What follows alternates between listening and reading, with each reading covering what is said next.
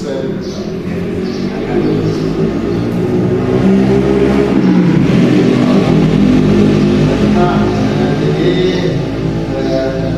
saya di sini mohon maaf Pak mengganggu waktu Bapak sebentar.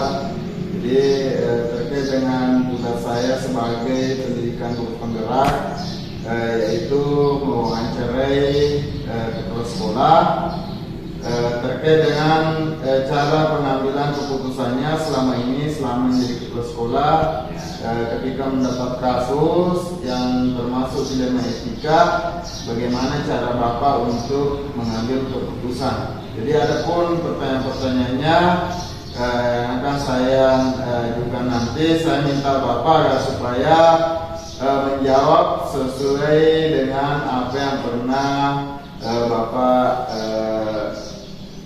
lakukan selama ini.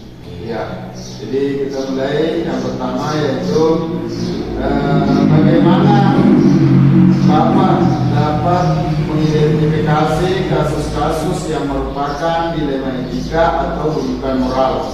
Iya, tugasnya kami sebagai kepala sekolah pasti beragam kasus yang dihadapi.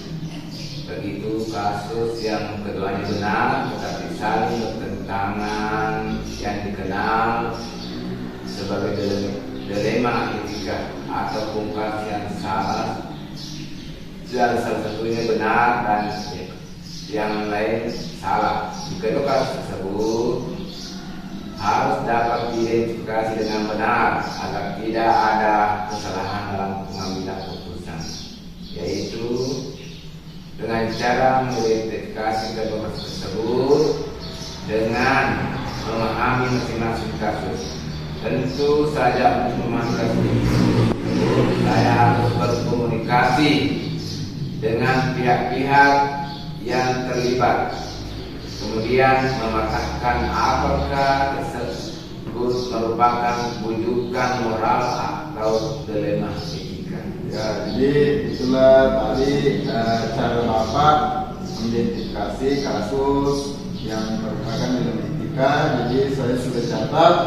Kemudian selama ini bagaimana Bapak menjalankan pengambilan keputusan di sekolah, terutama untuk kasus-kasus di mana ada dua kepentingan yang sama-sama benar atau sama-sama mengandung nilai kebajikan. Jadi bagaimana Pak Haji bisa mengambil keputusan sementara pilihan yang sama-sama benar atau sama-sama mengandung nilai-nilai kebajikan. Jadi untuk mengambil keputusan ini, kasus dilema etika yang saya akan mempertimbangkan kedua hal yang sama, yang sama-sama benar tersebut, dan melihat faktor-faktor akun atau pihak mana, dan apakah kasus tersebut adalah kepentingan perorangan atau kesetiaan adik atau balas kasihan, ataukah berdampak untuk saat ini atau dan seterusnya. Jadi itu tadi cara Bapak Pak Haji untuk mengambil keputusan dalam dua pilihan yang sama-sama memiliki nilai-nilai kebajikan. Jadi selanjutnya langkah-langkah atau prosedur seperti apa yang biasa Pak Haji lakukan selama ini dalam mengambil keputusan. Jadi untuk mengambil keputusan ini, dalam mengambil langkah-langkah atau prosedur, tentu saya memperhitungkan kesalahan dan risiko yang paling kecil dan besar manfaatnya.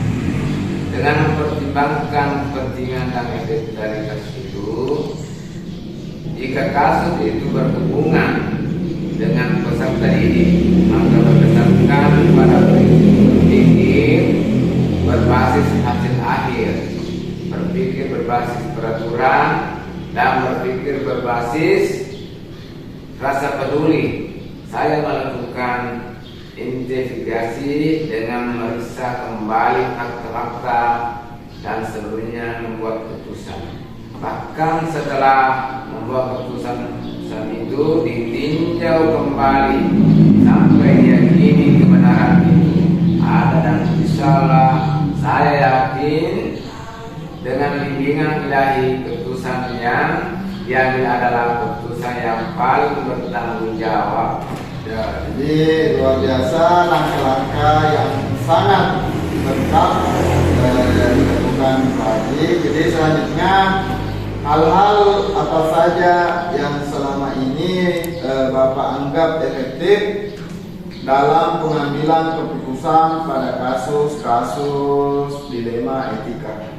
Jadi hal-hal yang sangat efektif di dalam keputusan ini yaitu dalam kasus pengambilan keputusan dengan dilema etika. Hal efektif yang saya lakukan adalah dengan menyederhanakan pokok permasalahan dan membangun kebijaksanaan.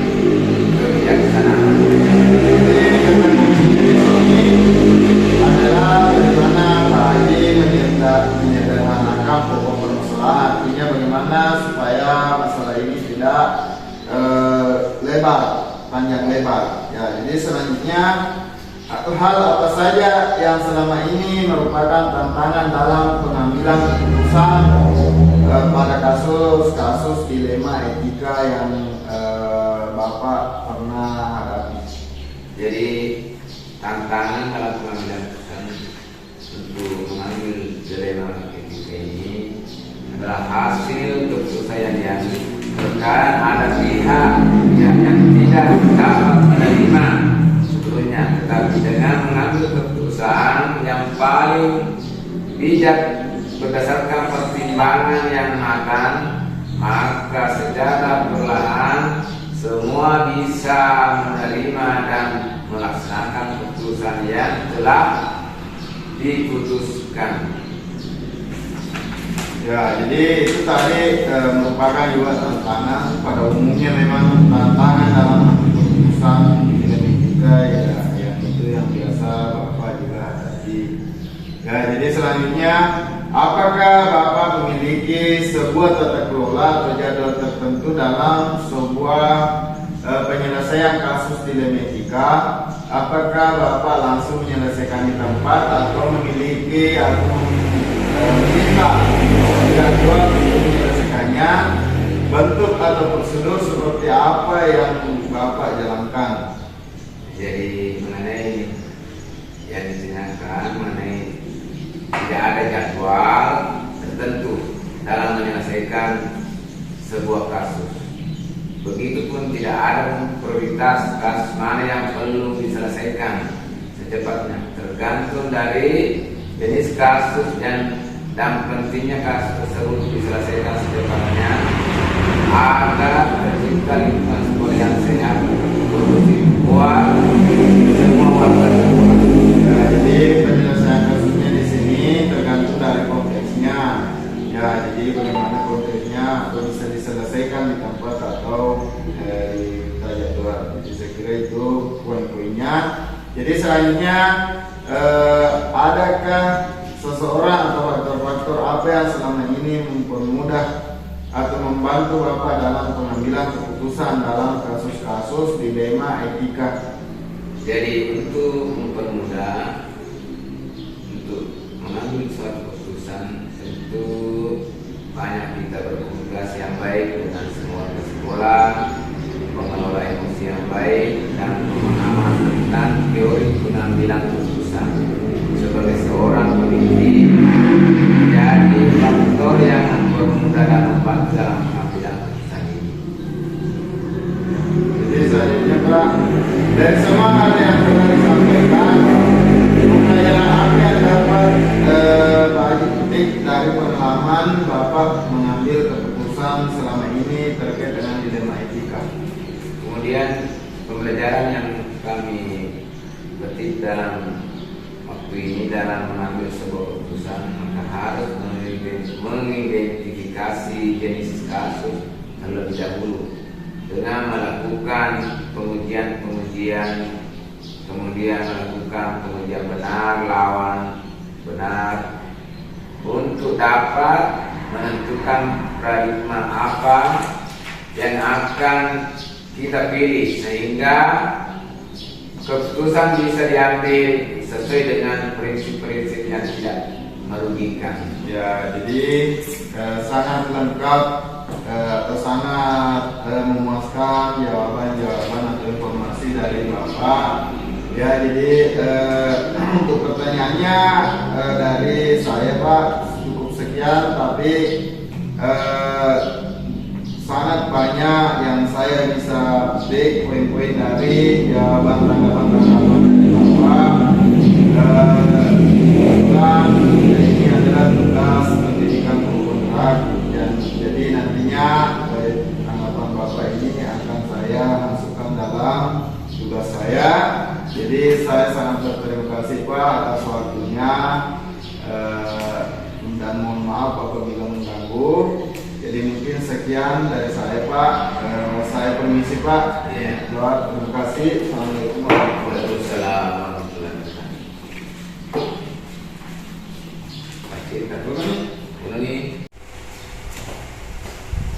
Assalamualaikum Bu. Waalaikumsalam Pak, silakan Bu.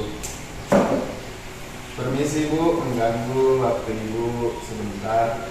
Kebetulan saya dari pendidikan guru penggerak mendapat tugas untuk mewawancarai kepala sekolah. Ya. Jadi ada pun yang saya ingin tanyakan kepada Ibu terkait dengan pengambilan keputusan pada saat Ibu mendapatkan kasus selama ini menjadi kepala sekolah. Ya. Jadi ada pun pertanyaan-pertanyaan nanti saya minta Ibu untuk memberikan jawaban sesuai dengan apa yang pernah Ibu lakukan. Ya. Jadi pertanyaan pertama yaitu selama ini bagaimana Ibu dapat mengidentifikasi kasus-kasus yang merupakan dilema etika atau bukan moral? Ya, kasus dilema etika biasanya cenderung muncul karena adanya kepentingan yang tidak sama di antara unsur-unsur yang ada di sekolah. Kemudian itu menjadi isu dan bahan diskusi serta pembicaraan di antara unsur sekolah. Dalam menyikapi hal tersebut, saya melakukan klarifikasi dan konfirmasi terhadap pihak-pihak yang teridentifikasi untuk dimintai keterangan dan pendapat terhadap apa yang menjadi permasalahan, dengan asumsi bahwa permasalahan pasti bisa diselesaikan dengan komunikasi dan koordinasi yang baik. Kemudian diputuskan dengan mempertimbangkan meminimalisir potensi negatif keputusan dan memaksimalkan potensi positif dari keputusan yang diambil. Baik Bu, jadi itu tadi cara Ibu untuk mengidentifikasi kasus-kasus yang akan diidentifikasi. Selanjutnya, selama ini bagaimana Anda menjalankan pengambilan keputusan di sekolah, terutama untuk kasus-kasus di mana ada dua kepentingan yang sama-sama benar atau sama-sama mengandung nilai-nilai kebajikan. Bagaimana cara Ibu untuk mengambil keputusan ketika terdapat dua pilihan yang masing-masing mengandung nilai-nilai kebajikan? Adapun caranya yaitu pengambilan keputusan terkait dengan hal tersebut saya lakukan dengan pendekatan komunikasi dan koordinasi. Karena bagaimanapun pemimpin itu menentukan dan mengambil keputusan, akan tetapi referensi dan indikator serta pertimbangan dalam pengambilan keputusan ada pada unsur di dalam organisasi, yaitu stakeholder internal jika berkenaan dengan hal-hal internal sekolah. Ya, jadi itu tadi cara Ibu mengambil keputusan dari dua pilihan yang merupakan sama-sama adalah kebajikan yang benar. Jadi selanjutnya adalah pertanyaan selanjutnya, langkah-langkah atau prosedur seperti apa yang biasa Anda lakukan selama ini Bu? Prosedur yang saya lakukan dalam menentukan kasus tersebut berkesesuaian dengan permasalahan apa. Kemudian melakukan koordinasi dan menjalin komunikasi dengan unsur-unsur yang terkait dan meminta pandangan dari unsur yang ada, yang nantinya akan menjadi dasar dan pertimbangan dalam pengambilan keputusan. Selanjutnya, hal-hal apa saja yang selama ini Ibu anggap efektif dalam pengambilan keputusan pada kasus-kasus dilema etika? Yaitu hal-hal yang efektif dalam pengambilan keputusan adalah senantiasa menjalin dan menjaga keberpihakan melalui kebersamaan dan komunikasi dengan unsur pimpinan, terutama yang dapat memperkaya referensi kita dalam memutuskan kasus dilema etika. Nah, jadi itu termasuk hal yang Ibu anggap efektif ya. Jadi selanjutnya, hal-hal apa saja yang selama ini merupakan tantangan Ibu dalam mengambil keputusan pada kasus-kasus yang merupakan dilema etika? Tantangan ada pada tataran, yaitu menyesuaikan diri terhadap keputusan yang sudah diambil, yang tidak mungkin bisa memuaskan kedua belah pihak, akan tetapi paling tidak meminimalisir kekecewaan kedua belah pihak, karena proses pengambilan keputusan sudah dan dilakukan dengan melibatkan unsur-unsur yang relevan yang ada di sekolah. Selanjutnya Ibu, apakah Ibu memiliki sebuah tata kelola atau jadwal tertentu dalam sebuah penyelesaian kasus dilema etika? Apakah Ibu langsung menyelesaikan di tempat atau memiliki sebuah jadwal untuk menyelesaikannya? Bentuk atau prosedur seperti apa yang Ibu jalankan? Untuk jadwal tertentu tidak ada, akan tetapi substansi dan urgensi sangat diperhatikan di dalam menyelesaikan permasalahan.